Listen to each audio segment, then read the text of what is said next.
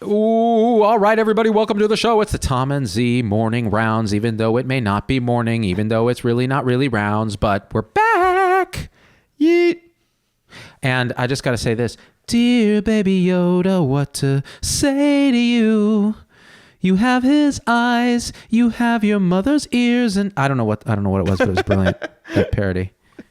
I liked it. I think, you know what? Your singing voice has gotten a lot better. It's no formal training except for the formal training. It used to sound like somebody had put 9 cats in a bag and then drowned them. And now it sounds like 3 cats in a bag who are in slight harmony. That's like a 60% upgrade in catness. I'm basically Bone Thugs minus the harmony, right? Dude, so what happened to those guys, by the way? I don't know. I miss them though. Sometimes I think about them in my sleep. I had a vision of you. This is creepy. I had a vision of you in a tub with a bunch of bubbles with candles burning, and you just with like sitting back, head on the back on one of those bath pillows that like sticks onto the ceramic, and just going, bone, bone, bone, bone, bone, bone, bone, bone. Tell me what you gonna do when there ain't nowhere to run. And it was a heavenly vision, Tom Heine. Listen, I'm gonna admit that I'm man enough to admit that I'm a bath guy. I like it. Occasionally I'll use a bath bomb. I like to make it dark, but I don't go candles because that's gay. I go star projector like a true stoner. And that's the move, see? Oh, man. Hello. I learned you can get these star projectors for like $50 on Amazon that are like super dope. And I was like, wow. You know what? This is like what teenage boy Tom always wanted his bedroom to be like. So adult male Tom is just going to go for it, You know what? We live our childhood dreams and our childhood baggage at the same time with the dope rhyme that we kick. So this is funny because when I went into college, the first time we moved out of the dorms, the second year of college at Berkeley, we rented this pad on Martin Luther King Boulevard. It was this like 2-bedroom house, this blue thing with a big backyard, and me and 3 guys like rented it. The first thing I did was I staked up my room. I was sharing with this other dude, this guy Jonathan Leff, who was like a film major and had long hair and was always leaving his long ass girl hairs all over the damn house, pissing me off with my OCD. We blacked out the room so it was pitch black, and we put glow in the dark star stickers on the ceilings so that when we turned all the lights off, we were like staring up at a starry sky. And I always wanted that as a kid, and then I had it.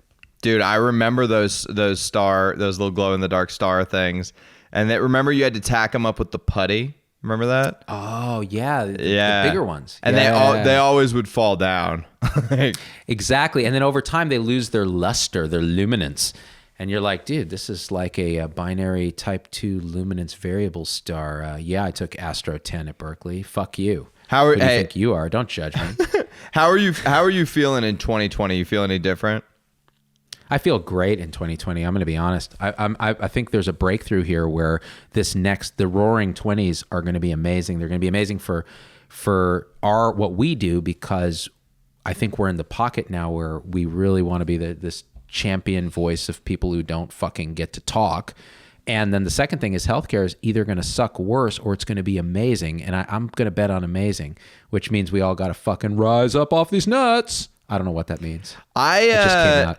I feel like mildly, there is something interesting psychologically about the number going to 0, because you're like infinite possibilities for the next 10 years. I don't know why the human brain makes you think that way, but for me it does. But I think I'm going to remain pessimistic now, knowing like over the last 5 years, gaining the insight I've gained into healthcare and how fucked up everything is at such a core fundamental level that if people don't start exiting the system in the 20s, right, we're just going to be in even more of a morass as it turns 2030.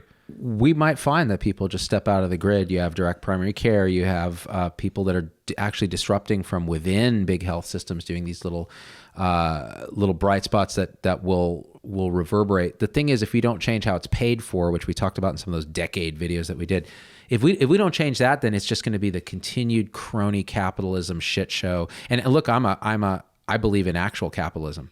But what we have, like you believe too, Tom, is it's crony capitalists, a bunch of oligarchs who, again, and it's not even intentional. I'm not even sure these are bad people. I think they're just behaving as their incentives say they should behave. big companies trying to stay big and consolidating. So there was recently this data. We do Instagram lives now, which is fun, right? You can patch in these motherfuckers and they ask good questions. And this one guy was like, hey, tell me about the data. He was a healthcare administrator and he had the fucking nerve to patch himself in with ZDogg MD. And he asked a great question. He was like, hey, I'm an administrator. What do you think of that data that shows that hospitals that have been consolidating and merging actually don't have better outcomes, but they have higher costs? And I'm like, it makes perfect sense. Right, of course. The only reason they merge is not because, patient care will be better. They say that. They merge because they have better leverage with insurance companies and self-funded employers who they will try to charge more for. And that's exactly what they do. That's why Sutter just had to settle a $500 million public lawsuit because they were price gouging because of their near monopoly status and leverage from being so big. Yeah, it's interesting too, and especially we see this in monopolies across industry, that when you have a monopoly, you want to lie to protect it, and then in the beginning when you're consolidating power, you actually do want to make the price cheaper and more fair for consumers because it does double duty. It makes you seem altruistic, it makes you seem like the good guys, and it drives out competition, right? But then what happens when you've secured the monopoly? You jack everything way up. And that's a tale as old as time. That's been going on since they invented the Sherman Act, antitrust legislation. Right. Do you think Amazon is going to be one of these? Yeah, it's really interesting. I think Amazon is definitely unfair competitively, especially on software. Yeah, I mean they pretty much undercut pretty much everyone, and I'm not sure they're willing to actually take losses in certain spaces and so on, and they're pretty ruthless with their own work staff. What do you think about the 800-pound gorilla that is Amazon in healthcare? Like, you got invited to that fancy closed-door meeting where some of the Amazon executives were speaking about their intentions for healthcare. Like, do you think everybody kind of thinks they're going to ride in like Gandalf at Helm's Deep and just like fuck everything up and like fix the system? Yeah, they sure do, and it's funny because it's truly delusional thinking. What's interesting though, see, the reason it's delusional is they're not changing the fundamental structure or the incentives. They're just trying to apply little tech principles and cost principles, efficiency principles to medicine. Which, okay, all those things are nice, but until you actually fundamentally disrupt what you're doing, okay, you got to prevent disease, you got to pay for that, you got to stop, causing healthcare providers to incur all these loans that they then can only pay by taking these high-paying fee-for-service type jobs, and it becomes a self-fulfilling prophecy where supply creates demand. Those things have to change. And somebody like Amazon, the thing is, they're uniquely positioned because they're also a large consumer of healthcare. They're self-funded. They're paying their own health bills, so they could truly have leverage and disrupt it. So can other big companies. I actually think those large companies can be a big hope for pushing real change because they're paying for it, and ultimately workers are paying for it because their wages are suppressed. Like, think what the average Amazon employee would make if healthcare wasn't a big albatross pulling each family down to the tune of 15, 20 grand a year. I mean, that money in your pocket would be amazing. Instead, it's going to the healthcare industrial complex, which includes me, which includes hospitals, which includes insurance companies, which includes middlemen and parasites, and Epic, right? Who have this huge multi-million-dollar hyperspace arena on their campus so that they can jack each other off and sit in this arena and go, look at this great work we're doing for patients, and all they're doing is making life harder for the doctors. So it's fascinating because these are not even conspiracy theories; these are just conspiracies. Like they're happening right before our very eyes. Right? People are conspiring. To consolidate wealth and power, as people do throughout time, right? Yeah, and it's normal human behavior. I don't fault them for doing what makes sense. It makes sense. Like, when you say conspiracy, you're right, because they are. The insurance companies and the healthcare delivery organizations conspire to keep prices opaque. They negotiate secret contracts, they have charge master fees, and then they have the real fees. And then they don't tell, because if the competition found out what that is, then they would all price fix, right? It's so opaque. A consumer, a patient, would never be able to choose rationally. And there are very few publicly available quality metrics. Marty McCary is going to talk about this next week when he's back on the show, that can help guide patients. So we need, I think, again, sunlight's the best disinfectant. Make it all transparent. right? Yeah. And then at least you know, oh, their incentives are this. Okay, well then I can think about it. Like when I look at my dentist and he wants to do a bunch of shit to my grill, I know what his incentives are. He gets paid per the procedure.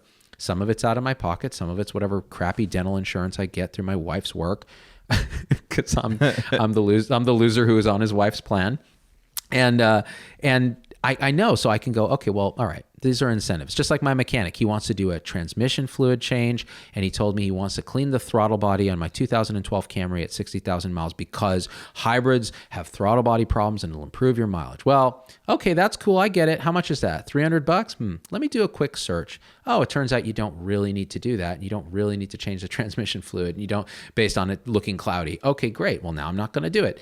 That's pretty transparent. I can figure that out unless I'm lazy and I don't care and I just want to spend the money. In healthcare, dude, it's a fucking ordeal to figure that out. Even doctors have trouble, right? They just go, just do what you think you need to do, guy. Even though your incentives say you're going to do stuff to me, even though it may not be helpful.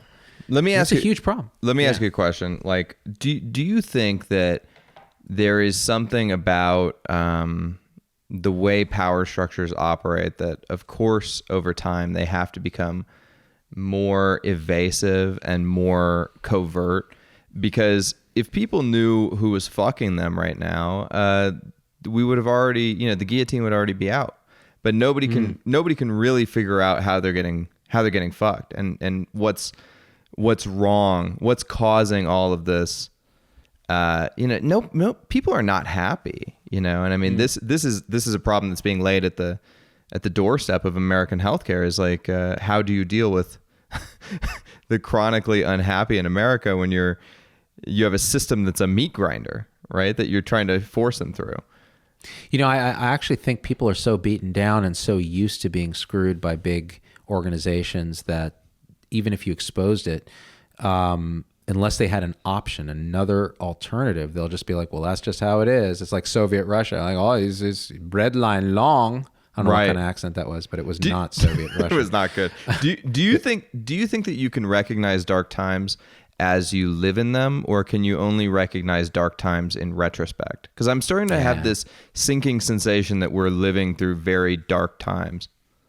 It's funny, you and I actually differ in this, and that I'm kind of more, things are getting better, and you think that's bullshit. So it's interesting. And that's like Pinkerism, what you're talking about, right? Sorry, what's that? That's like Steven Pinkerism. Pinker is a little bit extreme on this, but the idea that, overall things are getting better except for wealth inequality and general environmental degradation. Other things are generally improving. Well, I don't want to call you out on this, but like, I do think that you move. No, call me out. Like, I think you move in more of a bubble, and the people that you talk to are all extremely well educated. They're elites. They're all high net worth individuals for the most part. Yeah. And that the people that are around you are subservient to you. Not you per se, but that enclave of people that you live around. And I will admit that I am in a similar vein, but I also am surrounded by quite a bit of ordinary middle class people. And I'll tell you that they're depressed. When you talk to them in Ubers or at airports or wherever I am, like, and I can't sit there and make small talk about the weather. I just can't do it. So I always end up having these deep conversations with strangers, and there's this feeling of malaise and depression out there, and like the American dream has been taken from them, and they don't know what to do. They don't know who's responsible. They just all feel bad, So I don't know how you square that with the dataist approach of like, but look, we've shown it on the, look at all the data. Things are getting better. Yeah, maybe things are getting better globally. But here at home, it doesn't feel like things are getting any better. It feels like things are getting worse. Well, see, this is a really interesting discussion angle because, again, some of this is like optimist, pessimist. Some of this is how you spin what you hear. So you and I may hear the same story and spin it differently. And you're right. Definitely, I'm to a degree insulated. Although it's funny because I do these same things when I talk to, whether it's the person who's like, the waiter at the restaurant or the Uber driver or whoever, I often get in these big, deep conversations too. And it's weird because the stuff I get is more kind of cultural stuff. But then if you look at the data with life expectancy decreasing, there is a deep data point to say there's a malaise here. There's some kind of, and again, I kind of chalk it up to this inequity. Not everybody is rising, right? Like when you say, oh, you're in a bubble, it's true. There's a wealth inequity. So even if I'm middle class, there's a big divide between me and the richest people and me and the poorest people. It's just a huge spread. And there's a million reasons for that you're actually quite savvy to, and it's one of your passions. But in general, the end point is that's going to lead to, and you know what? It actually happens. You can actually look at it in medicine even. So when I was working in this multi-specialty group, you're happy enough with your salary, right? You're like, oh, I'm making boy, if you would have told my young self what I'm making now as a doctor, even with all the work I put in, I'd say it's worth it. Then you find out what the specialist next to you is making. And you go, fuck that guy or girl. Like that is what? That is just not fair. I work way harder than that shit, or at least as hard. Why am I not? Or my training was just as long. What the hell? And it's always like relative to what you're seeing. You go, well, now I'm unhappy, which is no way to live, right? But that's how humans are. Yeah, I think there's this feeling of, you know, it used to be 50 years ago that the elites were screwing you over, right? It was like, I'm working at the factory and it's not fair and this guy makes all the money and, you know, but at least they still needed you. And now now I think there's this feeling that the elites are increasingly escaping to elite island, where they're in these private enclaves. They don't need you. They're trying to figure out how to replace you with robots. And it doesn't even matter if you're somebody like a radiologist. You're still going to be replaced by an algorithm if it serves the rich and powerful, you know? Well, then this is where like Eugene, why did I call him Eugene Yang? That's a cardiologist I used to know. What's his name? Andrew Yang? Andrew Yang. Yeah. Is that racist that I confused two Asian males together? You know, I think it was CNN put up the wrong graphic of him. They put up a different Asian guy instead of him. And all the Asians on Twitter were like, are you fucking kidding me? Like, seriously? Dude, he has a rabid following, and I like it because they're kind of like my people. They're like nerdy people, like that are immigrants, and you know, kind of like me and my wife. So I get that. Like, I get the energy around well-intentioned liberals. Well-intentioned liberals, exactly. But also, Andrew Yang is probably the most conservative of all those candidates in the sense that he's more. He's a little more business minded. It was weird when I was in Fresno with my parents. My parents just watch Fox News all day. Like it's just, that's all that's playing, right? So I never watch any news. And so I'm watching Fox News and I'm like, wow, this is really deeply conservative. I had no idea how biased the news outlet could be. And MSNBC is just as bad on the left, right? Yeah. And CNN and all that. And I'm watching this going, oh, this is an interesting conservative angle. They were talking about the debates and they were like, you know, the only guy who made any sense up there was Andrew Yang, and they shut him down. Like CNN decided he's not the candidate, so they don't even give him any time. And I was like, you know, it kind of does feel like that. No, 100%. They always leave him off graphics. They mention him at the very end under hushed breath. You know, it's like right. And then there's the yellow candidate, Andrew Yang, who we don't speak of because he's an other. It's actually because, you know, they don't think he's going to win, or who knows what it is. He's not benighted like Biden or who's that dipshit with the Medicare for all, Bernie Sanders. Yeah. So and again, if you look at Sanders's ideas, they're insane. If you look at Yang's ideas, they're provocative, but they're not insane. You know, it's all a moot point anyway because Trump is going to win. I mean, Trump is going to win. Yeah, it doesn't even matter. I'll tell you. I told my wife of the other day. She says, "Why? How can you be so sure that Trump is going to win?" I said, "Because the Democrats, Trump is authentic, and people are so." It's the thing I was talking to you about. People are so fed up that they say, "Yeah, this guy's an asshole and a narcissist and a megalomaniac, and you know he fucks porn stars and he's going to take us into war with Iran," but he's telling it like it is. And I like that. That speaks to me because everybody else is lying to me except for Trump. And the Democrats can't do anything but lie. So you know what I mean? Really you listen to any other politician other than Trump and you go, oh, that's a politician. Then you listen to Trump and you're like, this guy's off his rocker. Right. But he's being authentic. This is who he is. So he's not hiding who he is. It's going to take somebody like that on the other side to be like, you know what? This guy's a fat piece of shit. I hate him. Yeah. Right. Yeah. Imagine if Andrew Yang came out and he's like, look, I have all these rational ideas, but here's the bottom line. Our president's a fucking fat ass piece of shit. Yeah. And let's be honest, guys. Come on. Who doesn't? I mean, are you going to really vote for someone that fat? Like, he would just be a total asshole, fattest, all this. Sometimes I wish I could do political strategy, because I like Mike Bloomberg's campaign is like, tweeting is not leading. And I want to go in there and slap the fucking iPhone out of his hands and be like, shut up, old man Bloomberg. This makes you seem super out of touch, like you hate Twitter. Are you this dumb that you thought this was a good campaign slogan? It's terrible. Dude, I have if he ever ran against Trump should do the slogan, okay, Bloomer. That's how funny I am as a campaign writer. I'd be like, Trump, I have a job now on your staff. Okay, Bloomer, right? Do you feel me on this? He's out to lunch, dude. Everybody is. Anybody who doesn't play on his own terms is going to lose. Sometimes people get upset when we talk about politics on the show. They're like, "How I can't believe Tom said that thing about liberals. I can't believe Z doesn't like Trump," whatever it is. But it's like, why are you so deep in the dogma of your particular ideological tribe, right? That you're triggered.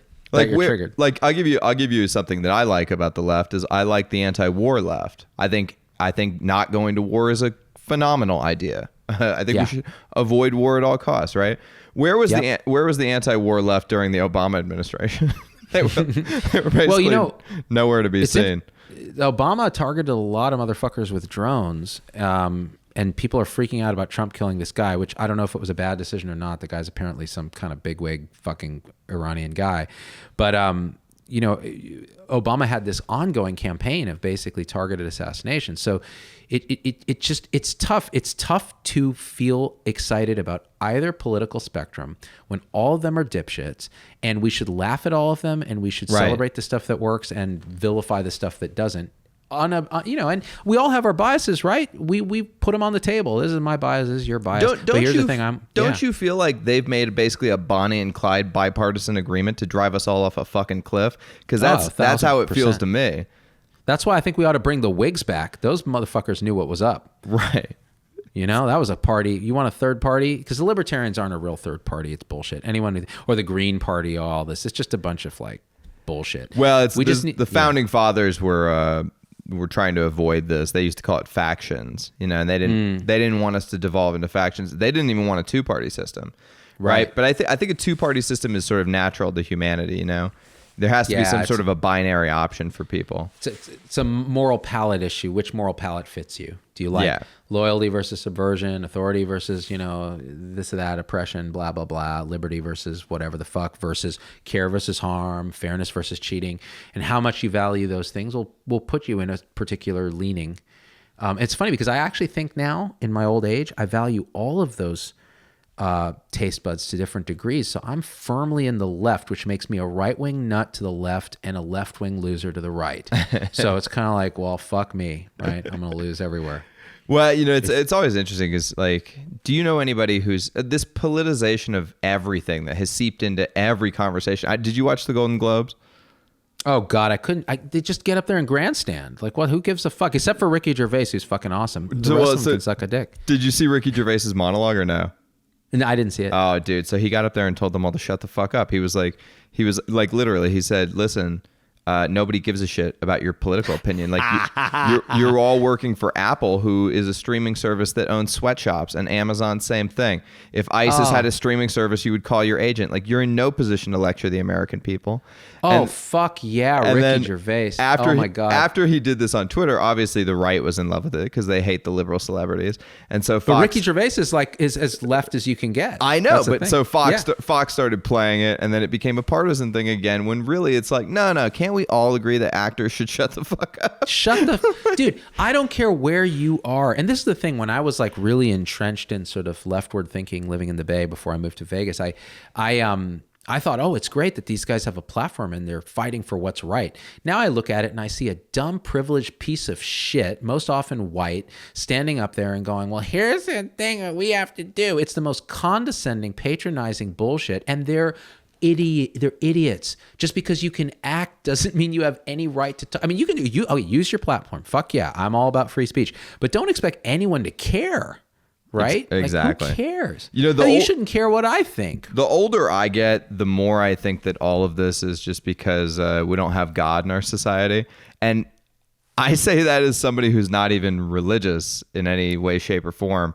I just think humans probably need a shelling point. Like they need something outside of themselves, because, you know, you've done this in adult life. And I found this with myself that, you know, I will often get radicalized over certain ideologies or ideas, methods of thinking, and it lasts for 3, 4, 5 years, and it imbues me with purpose. And then it always leaves me feeling sort of hungover at the end of it, you know? Totally.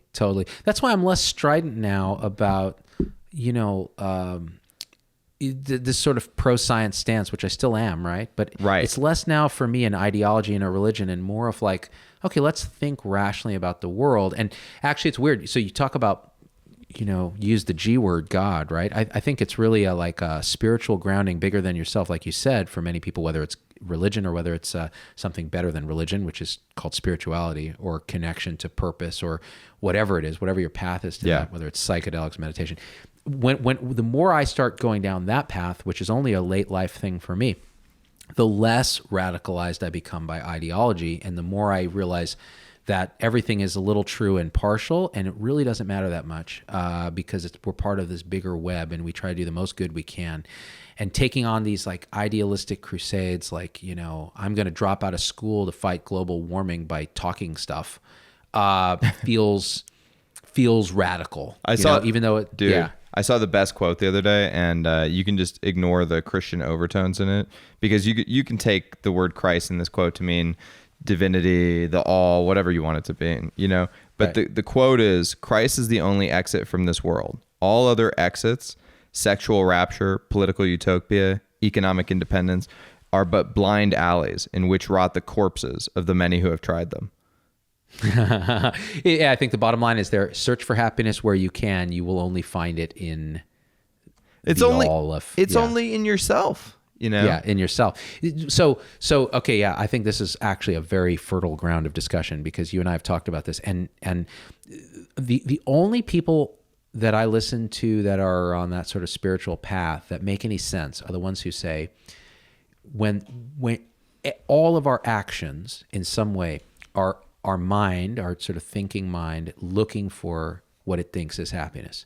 So whether it's addiction, whether it's ideology, whether it's relationships, whether it's eating, whether it's job satisfaction or accomplishment, whatever it is, we're trying to find happiness. And all of that is going to be transient. It's all going to be empty. It's all going to be ephemeral. And it's going to be a treadmill until you find out that happiness exists already eternally in yourself. And however you spin that, you know, in other words, what you are is already peaceful, happy, blissful, pure love. And everything else is just the mind arising and trying to do something, which is what it does. So once you see that, then you can, in moments of clarity, liberate yourself from the suffering of trying to always grasp for shit. That's the thing. It's just in moments, right? It's in moments. It's glimpses. Yeah. I had this with my therapist one time where, you know, I said, she was talking about, you know, doing the things that you like and finding things that make you feel good, and et cetera. And I said, you know, in like Buddhism, you're not supposed to search for peaks or valleys. Like, you're just supposed to stay in a sort of a neutral ground. And she was like, yeah, I can't get there, because like, what's the point? What's the point then? And I think there is sort of that thing where it's like, if I go to that place, what's the point in even living? You know, I'm just going to be like a neutral brain floating in a vat kind of thing. And it also, it always sounds so ephemeral when like, I believe what you're saying, but like thinking from the perspective of the common person who's just like going to their job and fucking miserable, and like life just keeps piling on them. It seems insurmountable. It seems like something that, you know, it just is never going to apply to their life, you know? You know, I actually, it's funny because I put out a post on the YouTube community page for supporters only. So people who are members on YouTube, which by the way, if you don't do that yet, audience, you should do that. It's awesome. You're dead to us. You want to find happiness? It's on the YouTube supporter page. You're welcome. Exactly.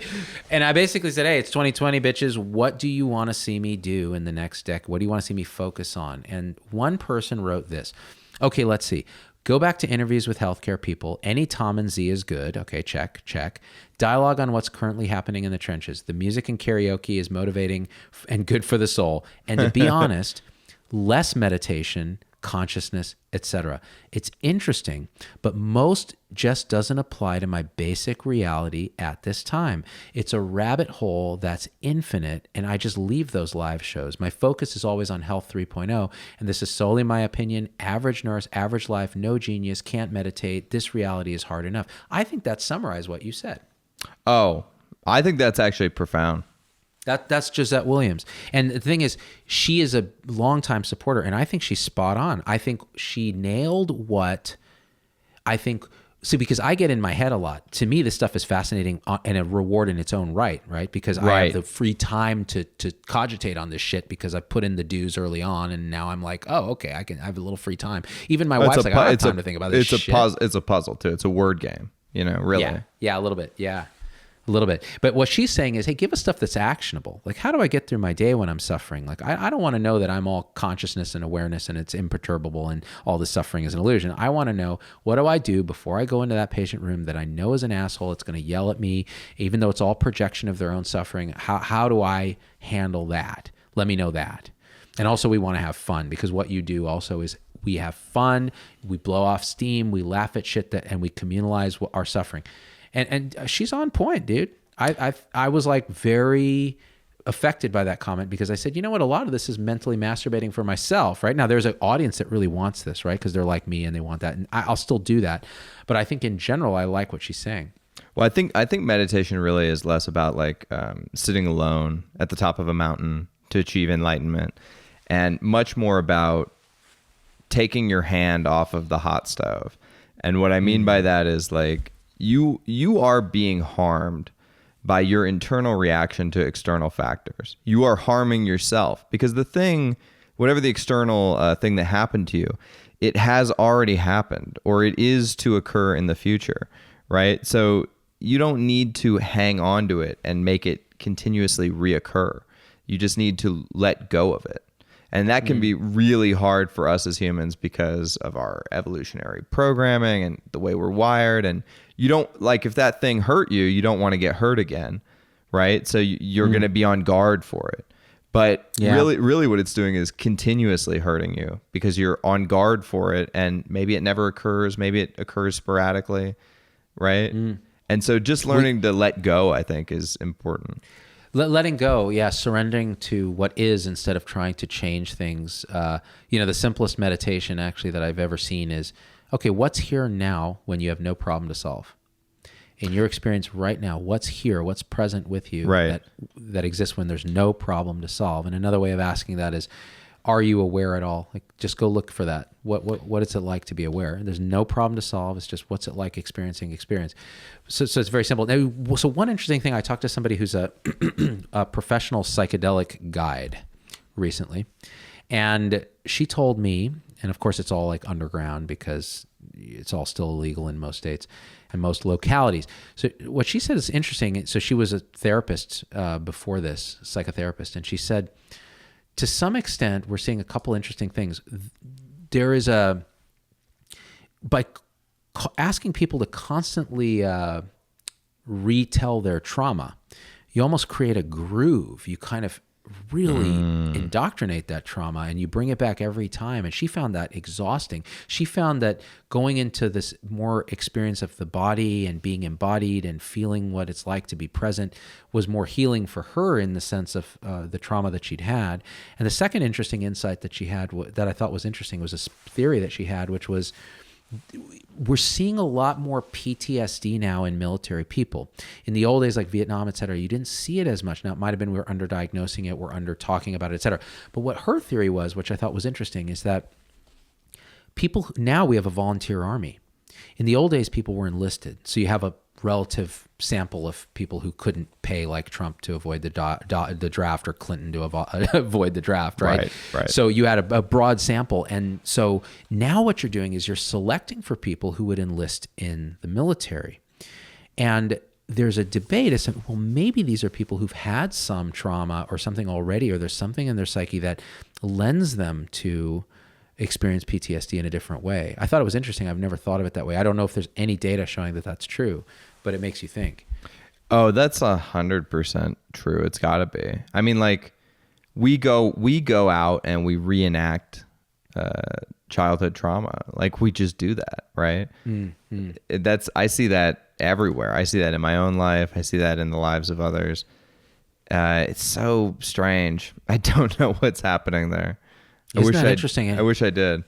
One of the downsides of a volunteer army, which we thought was such a great idea, and it is, but the thing is, you're enriching for people who would choose that route for some other reason, and then putting them in situations where they're seeing these terrible things, and then coming back, and then all the ramifications of that without good mental health support and all of that. The other thing that she mentioned to me that I thought was interesting was because she deals with a lot of like affluent people who are trying to do spiritual and personal work. And she said that if people have personality disorders, whether it's narcissism, whether it's borderline, whether it's psychopathy, antisocial, those drugs don't work. They actually can make things worse in her experience. What she found, and again, I don't know that she's the end-all be-all in psychedelic guides, but her experience was that it actually empowers a narcissist. They come back and they compartmentalize the experience, and they get more sort of self-referential and that sort of thing. And she's found it's very, very tough, like many have found, to treat personality disorders.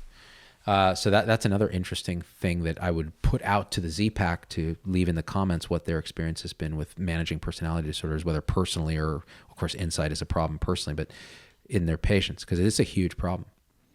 Man, it's so fascinating, right? Like we just don't know what we're doing most of the time. Yeah, we don't know what we're doing. We don't even know what we're doing. We don't observe ourselves. We don't think about it. We just act. And there's all these factors that come to bear on the present moment. And those impel action one way or the other. Yeah. And the present moment is all there really is. And actually the thinking is you don't even think about present moment. You think about this field of nowness where stuff is happening, because the present moment, the minute you recognize it, it's already gone. It's a mind moment that's passed. This is the thing that probably starts religions, right? Like some guy comes down from the mountain and he's like you. He's like, there's nothing but the present moment. It's just all nowness, right? And somebody in the back is like, yeah, excuse me, what the fuck's that mean? And then he's like, I guess it just means you should be nice to like your father and your mother. And then somebody in the back is like, what about my little brother? I don't like him. You should, love that brother. You should be nice to him too. What about our taxes? My neighbor? Yeah, we got to pay those. Oh man, I should just walk around with stone tablets spouting shit like that, And then it gets lost in translation because like you wrote it all down and people don't want to do it, so they try and game the loopholes of the system. Well, what he was saying is you don't eat pork on Wednesdays because Wednesdays are like a sacred day, but like the other days you can totally eat pork, bro. Like, right, exactly. It's every day's pork day except for Wednesday. Yeah, it's religion is fascinating, man. It's What is that about us that we always want things to be religious? Everything. Like now that we've lost God in our society, everything is religious. Nutrition. Yeah, nutrition is a big one. Politics is a big one. People's gender identity. Like all this stuff has taken on a religious fervor. Nobody remember we used to have a group of people called the Bible thumpers, and now it's just every one of us thumping our various religious construct, whatever it is to us. Yeah, I just read this. I was going through my Apple News feed, and this thing, a Vice article pops up, and it's like the keto diet rated worst in the world again. Third time's the charm, and the whole article was clearly written by a vegan, right? And it was fully biased, and it cited this guy David Katz, who's a piece of fucking shit out of Princeton. He's like a vegan propaganda guy, and Actually, he and I got in some shit over on my What the Health review. Do you remember that? He was the guy who was Z-Dog MD with an unprepossessing academic credentials. I was like, fuck you douchehole. You sit in your academic. He's paid off by Kind Bars. So he gets funding from Kind Bars because they're vegan. And they're I'm full like, of sugar fucking too, right? Yeah. Shill. You're a shill for Big Vegetable. But the idea that like even our nutrition is radicalized, and here's an how fucking retarded like that you want to get douchey over the fact that you eat salads, like this is why the majority of humans fucking hate vegans, and let me be completely transparent for a second here. I think if I could tolerate a vegan diet, and I think I would feel probably better about my place in the world. I would feel ethically right. I'd be less disgusted about eating the meat of a living sentient creature, and it would be wonderful and spiritually perfect. I can't do it. I don't like it. It makes me bloated and ill. So I understand where they're coming from, and I fucking hate them. I hate every last one of them. They're pretentious, they're condescending, they're radical, and that's not how you influence people. So of course they're going to be 1% of people are like vegan. It's like tiny. The world is so different pre and post internet, you know, like just the kinds of conversations that we're having post internet are insane. Like if I told you that these were the kinds of conversations that we were going to be having, 20 years ago, you would have looked at me like I was crazy. Like I was watching. Who cares, right? Yeah, exactly. What is wrong with exactly. You? Right. Who gives a shit? I was watching the 40-Year-Old Virgin the other night. And you know that scene where it's like, you know how I know you're gay, bro? You like Coldplay. That's how I know you're gay, right? I once saw you make a spinach dip in a sourdough loaf. That's how I know you're gay. And I was thinking about that movie, and I was like, if they made that movie today, the characters would have to have a woke meta dialogue about what it means to be transgender and non-binary. And it's like, what? Why? What? Like, just accept people for who they are and make fun of everybody. Yeah. How about that? Like, everybody just not be a dick. If you're a vegan, don't be a dick. Don't be a dick. If your neighbor is transgender, don't be a dick. If you're transgender, don't be a dick. If you have a bunch of tattoos, don't be a dick. Just everybody don't be a dick. Like, who cares? Yeah. The other thing I hate about the internet that it's like everybody expects. Okay, I got into it on Twitter, and I'm not going to tell people what my Twitter burner account is because I go hard on there. But yeah, I have an account on Twitter that thousands of people follow, and I wrote on there. I said, "Listen, to the people who use alcohol-free mouthwash, I just want to know, in what other areas of your life are you a huge fucking pussy? And this guy goes, hey man, I'm a recovering alcoholic. Is it pussy if I use alcohol-free mouthwash? And I said, yes, of course it is. Of course it is. And then, you're not going to drink the fucking mouthwash. And then people started berating me about not being sensitive to the needs of recovering alcoholics. And I was like, you know what, dipshits? You're not supposed to drink mouthwash, okay? Like, that's not what you do. It's not what you do. Well, and it's just a joke. I just made a joke, okay? Dude, so I was scrolling through my Facebook feed, which I never do because I'm not a Facebook user. I'm a poster on Facebook. I was scrolling through and I realized I follow this guy, Lab Humor, right? And he's like a dude that I'm pretty convinced is like he's a little bit off anyways, but I like it. He's a fan of ours. I'm a fan of his. Whatever. He posted something that Facebook. It just said this image has been deemed controversial or offensive. Click here to see it. Now, of course, I'm going to click. Yeah, but first, I looked at all the comments, and they were like, "Dude, not cool. That's not funny. In the middle of a tragedy, really, bro? Like, come on. Now, what's the point of this? This is just dumb." And I'm like, okay, now I got to see what's triggering everybody. The dude had to come out and he's like, hey guys, I didn't do this. I didn't start the fire. Like, it's just a joke. It's not a dick. Don't take it so hard. So I opened it up. It was this. In America, the toilets flush counterclockwise, but in Australia, they just flush on fire. And I was like, stupid joke. Like, it's an Australian brush fire joke. Like, What's the big deal? Dude, That's people can I be honest with eviscerated him. That's one I don't give a fucking shit about. Like all of these like white women are sad that a bunch of kangaroos died. Bitch, who gives a shit? They were like 500,000 animals have died. I'm like, in the U.S. we kill 500,000 cows every 2 weeks. Like every 2 weeks. Yeah, dude. There was this thing called an asteroid that wiped out 90% of species on Earth. Yeah. Like that's a fucking deal. Listen, I'm sad. I'm sorry that, some people died in the tragedy and everything, but like it seems to be most of the people that are posting online just care about the kangaroos and the wombats. Yeah, and typical. I say fuck kangaroos. That's been my platform for a long time, You know what? I think the fuck kangaroo platform is Dog Vader 2020. But by the way, I got a lot of things to care about in this world before I get to kangaroos and their problems. Remember the crocodile hunter? Yeah.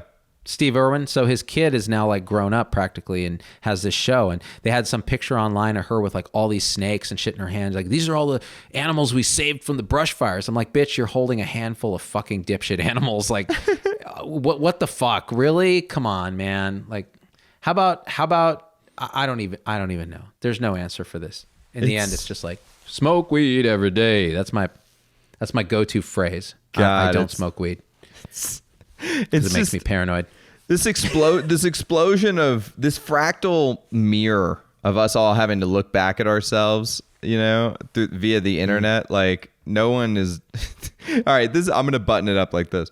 You could use the internet in a way to be a great mirror on humanity, right? And really transcend to like our next plane of existence. Like, what is everybody doing? They're externalizing and being like, this group of people's bad. This group of people's bad. If you don't eat vegetables, you're bad. If you do eat too many vegetables, you're bad. And it's like, man, can't you all just fucking look at yourselves and shut the fuck up? Shut the fuck up. Shut the fuck up.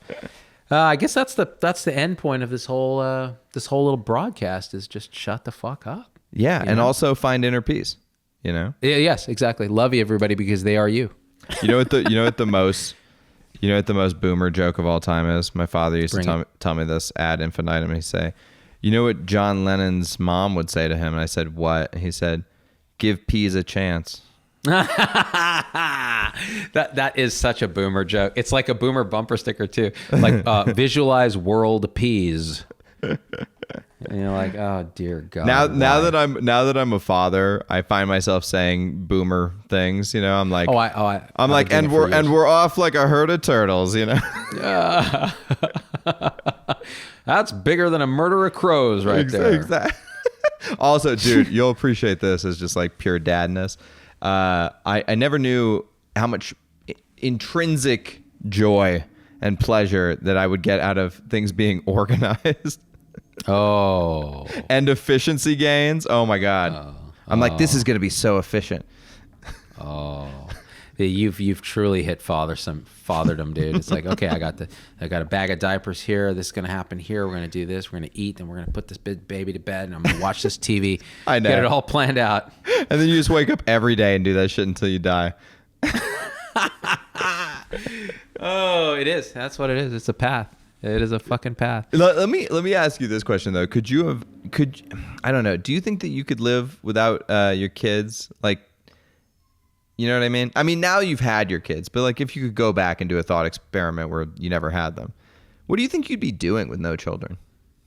Man, I would be spinning my wheels in a way that it would be, I'll tell you. Yeah, and you spin your wheels now. I spin my wheels now. I spin it with children. Like, imagine. So in my early 30s, late 20s, I was like, I don't want to have kids, period, ever. I was like, I don't need it. I'm really happy with my life. We get to do fun stuff. This is great. For the first time, there's like a little bit of free time and a little bit of money, and we can do stuff. Then about mid 30s, I was like, I am fucking bored to death. Like, we've been everywhere. I've had every different bottle of wine. I've eaten at fancy restaurants. It's fucking boring. Like, what else can we do that's novelty? Then you have the kid and you're like, okay, that's not what I wanted. This is insane. This is not what I predicted. And you would never go back. You're like, no, but I would never not. It's such a change. It's such a level up in your life where you're just like, this is so horrible and yet so wonderful. And oh my God, these things are gonna go off and do their own thing. And oh Jesus, man, what a great thing. Oh my God. I have thing. I have that same exact feeling where it's just like, I fucked up, but also like I love it. I love where I'm at right now. It's weird. Yeah. It's really, if you have the means, it's so choice. I highly recommend it. This is mean. This is a mean thing to say. And obviously, because we're on the internet and you have to account for everybody's feelings, I don't mean this about you if you don't have children, okay? But this was just a funny thing to say in the moment.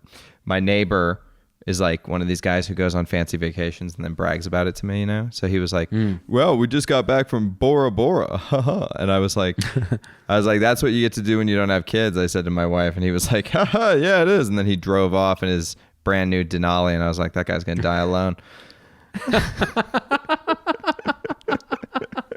And it's tough because there are people who cannot have children, and right, they don't want to adopt, and then you feel really, it becomes this very emotional.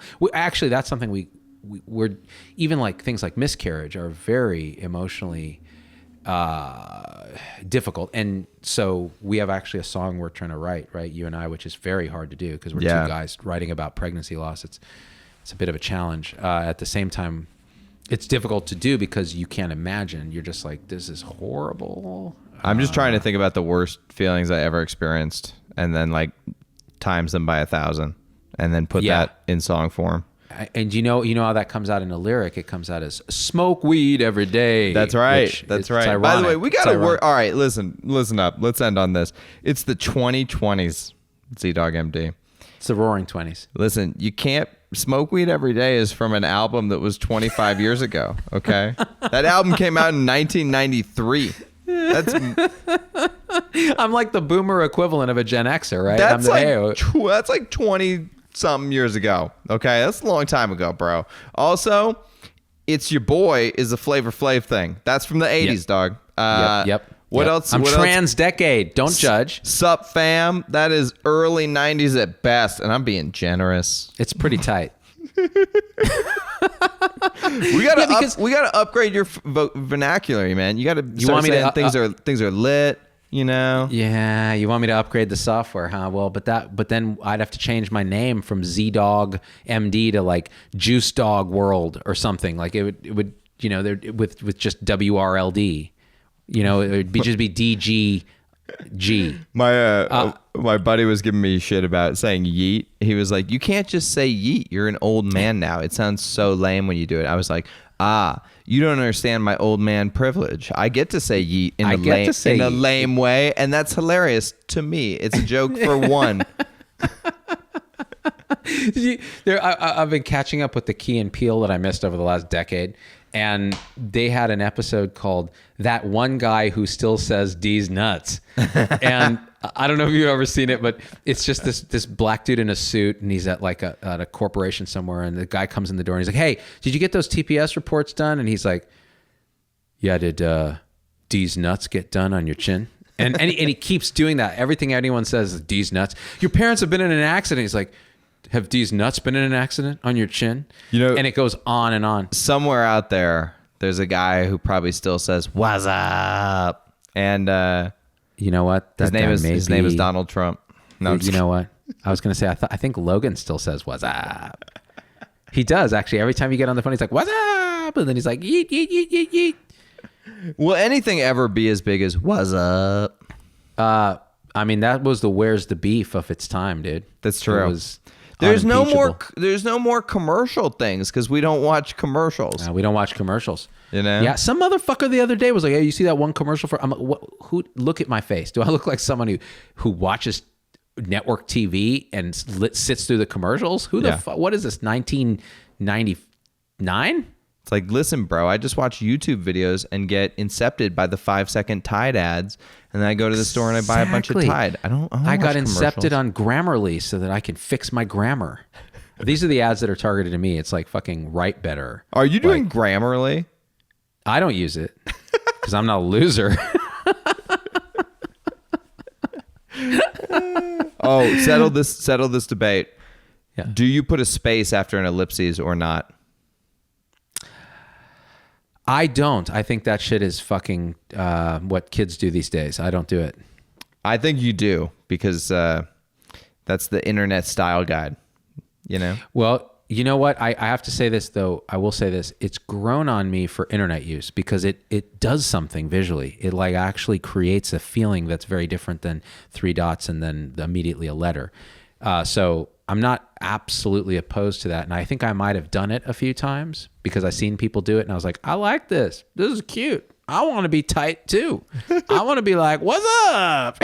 Here's an ellipse with a space. You know what's funny? You know? I don't have any... I'm not afraid of losing my youth at all. I'm like Yeah, ready. me neither. I'm ready to be an old man. I don't care. Dude, I was an old man at 21. I remember looking at myself going, what's up, old man? Yeah. It's like just a downhill, just get a walker with those tennis balls on it. Dude, it's so weird. It's so weird how you always perpetually feel like you're like 18 or something. Like, isn't that weird? Yeah, that's true too. Like, Yeah, why do I still sometimes think of myself as 18-year-old Tom Heineber in my mind? It doesn't make sense. Vision in the mind, right? Yeah. Yeah. In my 18-year-old self, I remember feeling old. I was like, I'm an old man. I remember when I was 16, I could do all these things. Right. Now I'm like, I'm so old. You lost the step, bro. I remember at the end of my senior year, we were graduating. I'm like, the best years of my life are over. Senior year, man, it was basically High School Musical 4. It was so amazing. And now look. There's a certain grandiosity that only, narcissistic grandiosity that only high schoolers can really understand. You know, I honestly like firmly believe that my life just ended after high school. Like I just could not see beyond the end of high school. Like, you know, Yeah. that was it for me. I'm with you 1,000%. Nothing existed beyond that. You know what's funny is I remember this line in Austin Powers' little speech where he was like, what was it? It was the sort of general malaise that only the genius possess and the insane lament. That was basically high school for me. She was a prostitute. Her name was Chloe. I have it pulled up here. It's like He would make insane quotes. Yeah, he would make outrageous claims like he invented the question mark. Yeah. Sometimes he would accuse chestnuts of being lazy. That's brilliant. Oh, and the best part though, at the age of 14, a Zoroastrian named Vilma ritualistically shaved my testicles. Dude, this is another thing that the internet killed, is there are no like great movies anymore. You know, there's no like quotes that we all share from great films. Right. Yeah. Because if you can just Google it, it's like you're no longer struggling to remember it. It's no longer a badge of honor that you walk around quoting Star Wars or whatever. There's no play it again, Sam, you know? Play it again, Sam. Doesn't exist. Yeah. Now it's like, throw it in the fires of Mordor again, Samwise. You see what I did there? What was the last like quotable movie? It was probably like Why So Serious from The Dark Knight, you know? That was the last time I can remember a quote being a thing. I mean, I'm still stuck in like Matrix era quotes, like that era, the 90s, because that's when I still formed cultural impressions. Now I'm just like, it's all the shit I've seen before. You're like, show me the money. That's what you young people say, right? Yeah, I put up a my best films of the decade list, and somebody was like, "What about 300? That was a good film." I was like, "That came out in 2006, boss. You need to get with the times." 300, man, it's true, dude. Show me the money. My God, this is how you end up watching Fox News. You're like, take me back to a time when Mexicans didn't live in this country, and you know they knew their place. You know, that's what I remember. That was when I was a boy. That's right. You saw a man and looked like a man, and you called him guy, and he didn't get mad at you. That's right. Oh. That's right. Nobody had green hair. It was a simple time. It was a simple time. Oh God! Nobody had pronouns in their Twitter bio. Nobody cared if the kangaroos burned to death. Nobody cared if we went to war with Iran. It was great. We lost 5 wallabies today. You know what? I don't care. That is 100% what the Fox News crowd is going after, though. It's just like, tell me a simple story about a simple time. You know, totally. Oh my God. Now, for some reason, my Google News feed thinks that I'm a Fox News person. So, because I clicked on a few articles, so now I'm getting fed all this Fox News. You want to hear about this bullshit? Because you made me buy the Make America Great Again hat. Actually, I think it was my idea. But since I bought the Make America Great Again hat for that one Sikh video we did, I get texted from President Trump. And it's always like, it's like a text. It's like, yo, the libtards are going after me. They're trying to impeach me. Get up. Tell them you don't want it. Tell them you don't like it. Also, send me $40. I'm Trump. You showed me some of those texts. It's so fucking hilarious, the text that Trump campaign uses. It is. It's like that. It's like, these retarded liberals are trying to be retards. And you're like, I don't think you can use that word the way you use it. But he doesn't care. And dude, who are the people donating to Trump? Trump is a billionaire. Let him fund his own campaign. It's amazing. And then I got one from Bernie Sanders because it thinks I'm a libtard, and it was like, hey, Bernie's trying to transform the way we think about healthcare. Are you in? I'm like, okay, not after that pitch. That's dumb. Like, just give me Trump, who just is like, hey, whatever, man, blah, blah, blah, blah, blah. And then he blows us up in nuclear holocaust. At least we know where we stand with that man, which is nowhere and everywhere. Don't you love messing with the political text you get? Oh, I responded with a video, my Trump care video, which was my response to Bernie. and they responded and they said, well, we don't accept videos. Could you please explain the point you're trying to make with the video? And at that point it was like, block. I was like, you need to watch my video. This is too much time. All right. Yeah. I'm famous. Yeah. I'm Z-Dog MD. Okay. That's right. And speaking of too much time, we've hit an hour on the mark, Tom. Let's kill it. Let's just with fire. Murder it in its crib like a baby Hitler, like a snake baby Hitler. Like snake baby Hitler. Yeah. Exactly. Great episode. How he bit Morty through his space helmet. The world may never know. By the way, I just saw season 2 of Lost in Space on Netflix. Great family show. Kids loved it. Very thrilling. Great special effects. Plot is predictable, but lovely. You know really what? Enjoyed it. You know what? I've been watching The Morning Show on Apple TV, and you get a year of free streaming. Right. Dude, okay, it's sick how much money they spent on this show. Really? Like, oh yeah. Each episode costs like $15 or $20 million. They all look like movies. Oh my God. They all look like movies, and it's like Jennifer Aniston and Steve Carell and Reese Witherspoon, and it's actually like pretty good. I'm into it a little bit. I'm not going to go out and call it great, but it's decent. Yeah. I'll have to check that out because I'll have to activate my little year subscription. You get it free for a year, and then a year later they bill you for $80 because that's how it goes. You know what? It's a small price to pay for Spider Piece. That's y'all need to watch Rick and Morty. All right, we're out. Yeah, we did it, Morty. We did it. We did another podcast. We talk politics. We talk religion. We talk healthcare. I don't give a fuck about any of those things. All right. So if you guys like the show, just donate. Be a SuperPac. I don't give a fuck. I don't know. Just give us money. The iHole man wants money too. Oh, I went off the rails there, Tom. I really did. That's how we end it. Just right there. We love you, Z-Pack. Subscribe and hit a review on the thing. It helps us and all that bullshit. And happy 2020. I'm in a recursive time loop. 2020, and we out. Peace.